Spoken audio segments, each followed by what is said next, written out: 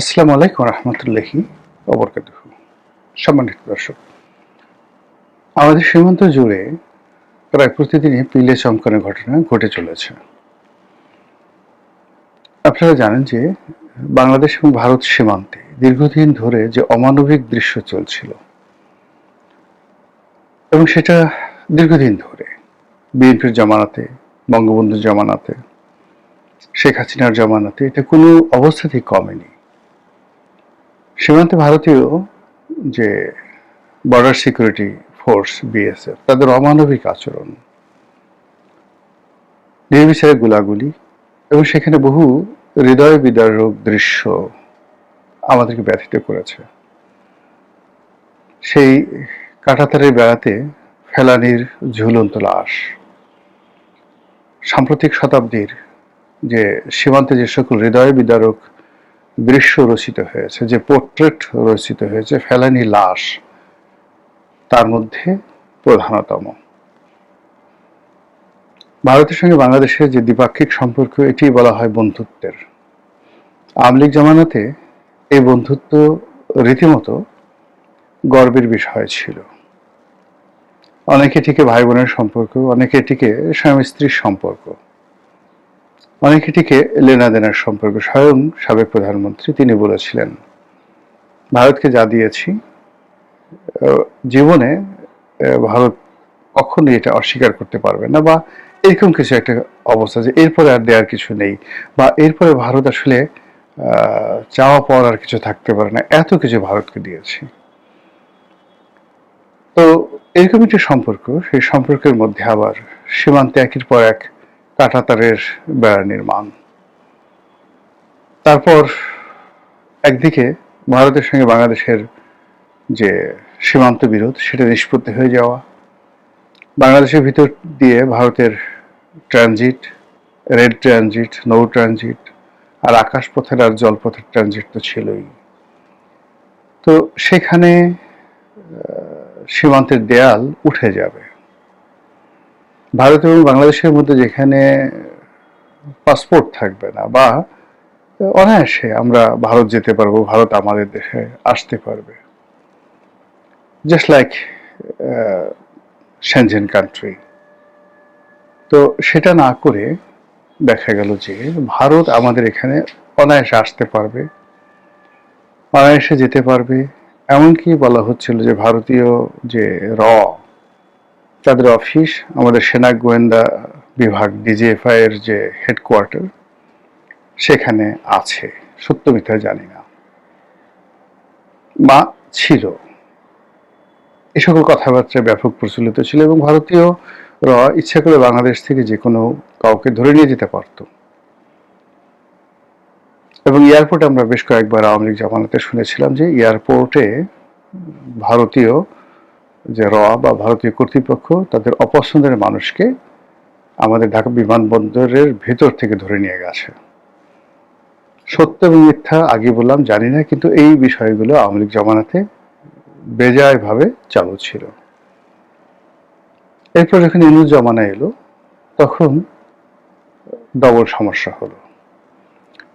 সীমান্তে ভারতের কড়াকড়ি, অনেক ক্ষেত্রে সীমান্ত পরিপূর্ণভাবে বন্ধ, ভিসা বন্ধ, ভারতীয় দূতাবাসের যে ভিসা উইংস রয়েছে সেটা বন্ধ, কলকাতা থেকে এবং অন্যান্য জায়গা থেকে অনবরত বাংলাদেশ বিরোধী প্রচারণা, এই জিনিসগুলোর সঙ্গে সঙ্গে আবার গোলাগুলি, এটা চলছিল। তারই ধারাবাহিকতা যখন আবার ইলেকশনের পরে বিএনপি এলো, অনেকে আমরা ধারণা করেছিলাম যে এইবার বোধহয় ভারতের সাথে একটি সম্পর্ক ভালো হবে। ভারতও সেটা বলেছিল যে ইউনূসের জামানাতে নয়, পরবর্তীতে কালে যখন কোনো নির্বাচিত সরকার আসবে, সেই নির্বাচিত সরকারের সঙ্গে তারা সর্বোচ্চ সম্পর্ক স্থাপন করবে। তার কিছু নমুনা আমরা দেখলাম যখন জনাব তারেক রহমান সাহেব বাংলাদেশে এলেন এবং তার মা ইন্তেকাল করলেন, তার শেষকৃত্য অর্থাৎ জানাজার যে অনুষ্ঠান, সেখানে ভারতীয় পররাষ্ট্রমন্ত্রী জয়শঙ্কর এলেন। নজিরবিহীনভাবে তিনি এলেন। আবার তারেক রহমান সাহেবের সঙ্গে দেখা করে, জনাব ইউনূস সাহেবের সঙ্গে দেখা না করে, কথা না বলে নজিরবিহীনভাবে তিনি চলে গেলেন। এই বর্তমান সরকার ক্ষমতা গ্রহণ করেছে প্রায় 100 দিন হতে চলল, 3 মাস 10 দিন হতে চলল। তো এর মধ্যে আমাদের পররাষ্ট্রমন্ত্রী ভারত গেছেন, কিন্তু কোনো সমস্যার সমাধান হয়নি।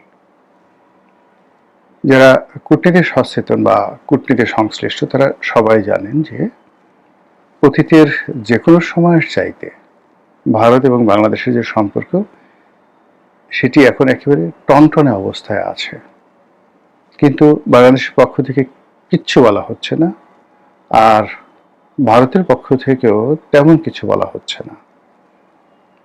কিন্তু সম্পর্কটা টনটনে টনটনে বলতে মানুষের শরীরে যখন ফোড়া হয়, ভীষণ রকম বিষ ফোড়া হয়, তো সেই ক্ষেত্রে ভেতর যে গলিত রক্ত পুজ পাকার আগে, বিস্ফোরণের আগে যে ধরনের একটি বেদনাদায়ক পরিবেশ পরিস্থিতি তৈরি হয়, চামড়া ফেটে যাওয়ার মতো অবস্থা, ওখানে কেউ স্পর্শ করতে পারে না কোনো কিছু, ঠিক ওইরকম একটি বীভৎস সম্পর্ক ভারত এবং বাংলাদেশের মধ্যে চলছে। বাংলাদেশ পালানোর চেষ্টা করছে আমেরিকা, ইউরোপ, পাকিস্তান, চীন, এদের সাথে সম্পর্কের একটি বলয় তৈরি করার, মধ্যপ্রাচ্যের সঙ্গে সম্পর্ক স্থাপন করার চেষ্টা চালাচ্ছে, কিন্তু ভারতের সঙ্গে সম্পর্কটা আসলে হচ্ছে না। এবং একই সঙ্গে যেহেতু ভারতের সাথে সম্পর্ক হচ্ছে না, সেক্ষেত্রে আমেরিকার সঙ্গে যে সম্পর্কটা ছিল বা ডিপ স্টেট পলিসির অধীন গত 2 বছর ধরে বাংলাদেশে যে সকল ঘটনা ঘটে চলেছে সেটিও সম্ভবত হুমকির মুখে পড়ে গেছে। এই যখন অবস্থা, তখন সীমান্ত আবার উত্তেজিত হয়ে পড়েছে এবং প্রতিদিনই সীমান্তে পিলে চমকানোর ঘটনা ঘটছে, যা কিনা আমরা গত 20-30 বছরে কখনো দেখিনি। আপনারা জানেন যে পশ্চিমবঙ্গে একজন উগ্রবাদী বিজেপি নেতা মিস্টার শুভেন্দু তিনি ক্ষমতায় এসেছেন। ক্ষমতায় আসার পর তিনি পুরো পশ্চিমবঙ্গ তোলপাড় করে ফেলছেন, হিন্দুদেরকে মাথায় করে নাচছেন আর মুসলিমদেরকে নানাভাবে কোণঠাসা করার চেষ্টা করছেন। এটি নিয়ে খোদ ভারতবর্ষ জুড়ে হিন্দুদের মধ্যেই নিদারুণ নেতিবাচক অবস্থা দেখা দিয়েছে।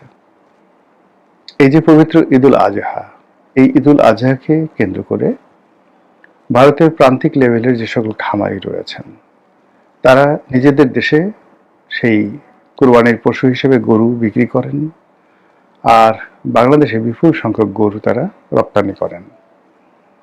এবছর আমাদের যে প্রান্তিক খামারি রয়েছেন তাদের যে উৎপাদন, সেই উৎপাদনের যে যাকে বলা হয় উৎপাদনের যে সংখ্যা, সেই হিসাবে আমাদের এই পশুর হাটে যে গরু বিক্রি হবে বলে ধারণা করা হচ্ছে 1 কোটি, আর তার বাইরে আমাদের আরো প্রায় 26 থেকে 27 লক্ষ অতিরিক্ত কুরবানির উপযুক্ত পশু আছে। তো ভারতের পশু এই মুহূর্তে দরকার নেই।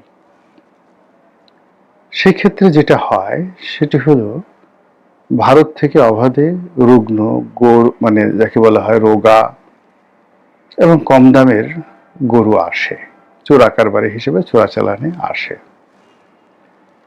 এতে করে কি হয়, আমাদের প্রান্তিক খামারিরা ক্ষতিগ্রস্ত হয় এবং এই কুরবানি উপলক্ষে রোগাক্রান্ত গরু আসার ফলে আমাদের দেশে এই যে পশুর শরীরে বহনকারী অনেকগুলো রোগ জীবাণু আমাদের শরীরে চলে আসে, এই গেল একটা ঝুঁকি। 2 নম্বর হলো ভারতীয় গরুর দাম যেহেতু কম, এই জন্য অনেকেই যারা ব্যাপারী তারা এগুলো কিনেন। কিছু কিছু গরু আছে যেগুলো দেখতে আমাদের দেশের মতো, সেইগুলোকে 2 নম্বর বাংলাদেশি গরু বলে চালিয়ে দেয়, এবং সেই জিনিসটি এই বছর তুলনামূলকভাবে অনেক কমে গেছে। সীমান্তে ভারতীয় কর্তৃপক্ষ কড়াকড়ি, আমরাও আমাদের বিজেপি তারাও কড়াকড়ি হচ্ছে, ফলে অন্যান্য বছরের তুলনায় চোরা পথে ভারতীয় গরু অনেক অনেক কম আসছে। এর বাইরে পশ্চিমবঙ্গের বাজারে যে গরু বিক্রি সেটার উপর নিষেধাজ্ঞা দেওয়ার কারণে প্রান্তিক যারা খামারি তাদের প্রায় সবাই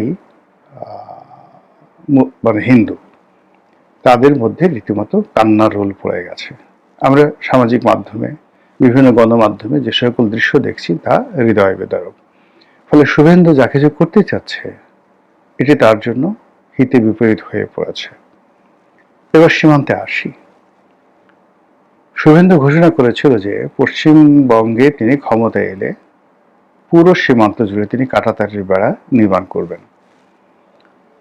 বাংলাদেশের পক্ষ থেকে বলা হয়েছিল এটা তাদের একান্ত ব্যক্তিগত ব্যাপার, তারা তাদের সীমান্তে কাঁটাতারের বেড়া নির্মাণ করতেই পারে, তারা করুক, তাতে আমাদের কি আসে যায়, ভালো কথা।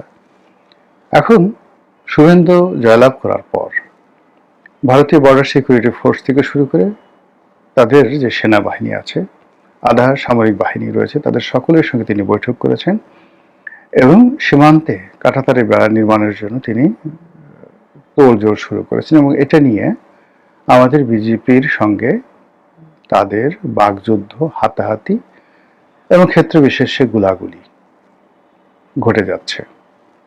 এখানে বলে নেওয়া ভালো, বেশ কয়েক দফায় বিএসএফ বেশ কয়েকবার গুলি করেছে।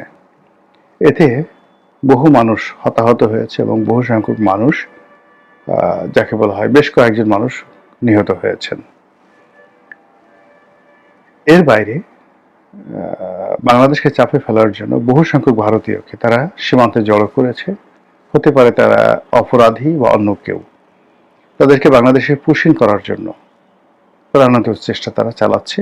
আর এই বিষয়গুলোর বিরুদ্ধে আমাদের যে বিএসএফ, বর্ডার সিকিউরিটি ফোর্স, তারা এই প্রথম ঐতিহাসিকভাবে রুখে দাঁড়াচ্ছে। তারা পাল্টা গোলাগুলি করছে, ক্ষেত্র বিশেষে বিতর্কে জড়াচ্ছে, কোনো কোনো ক্ষেত্রে হাতাহাতি হচ্ছে এবং কোনো কোনো ক্ষেত্রে টানাটানি হচ্ছে। কয়েকটা দৃশ্য দেখলাম যে বাংলাদেশের যে বিজেপি তারা বিএসএফ এর সঙ্গে বিতর্ক করছে, একদম খাঁটি বাংলায় গালাগাল করছে, তুই তুইকারি করে, এই তুই কি, ইত্যাদি ইত্যাদি ইত্যাদি। তারপর সেই যে পুশব্যাক নিয়ে ভারতীয় যে নাগরিক তাদেরকে নিয়ে বিএসএফ বিজেপি রীতিমতো টানাটানি করছে, হাতাহাতি করছে। ওরা বাংলাদেশে ঢুকাতে চাচ্ছে আর ওরা পা ধরে তাদেরকে, মানে জাস্ট ওরা হয়তো গলা ধাক্কা দিয়ে ঢুকাতে চাচ্ছে আর ওরা সেই চ্যাংদোলা করে আবার ভারতীয় সীমান্তে সেগুলো ফেরত পাঠাচ্ছে।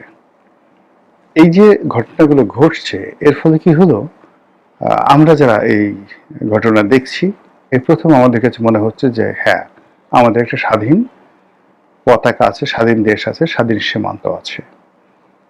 ব্যক্তিগতভাবে আমার মনে হচ্ছে আমাদের যে বর্ডার সিকিউরিটি ফোর্স, যেটা সাবেক বিডিআর ছিল, সেটা তাদের স্বমহিমায় ফিরে এসেছে। থার্ডলি মনে হচ্ছে বিএসএফ যে দাদাগিরি তারা দেখিয়ে আসছিল গত প্রায় 20-25 বছর ধরে, সেই দাদাগিরির যে জায়গা, সেই জায়গাতে তারা আবার আঘাতপ্রাপ্ত হয়েছে এবং কিছুটা হলেও তারা সংযত হয়েছে। আগামী দিনগুলোতে ভারতের সঙ্গে আমাদের কি হবে উই ডোন্ট নো, কিন্তু যেভাবে এখন বর্ডারে আমাদের সীমান্তরক্ষীরা রুখে দাঁড়িয়েছে, বর্ডার রক্ষা করার জন্য তারা যেভাবে শক্তি প্রয়োগ করছে, তাতে করে অন্তত আলোচনার টেবিলে একটি সম্মানজনক নিষ্পত্তি হবে বলেই আমি মনে করছি।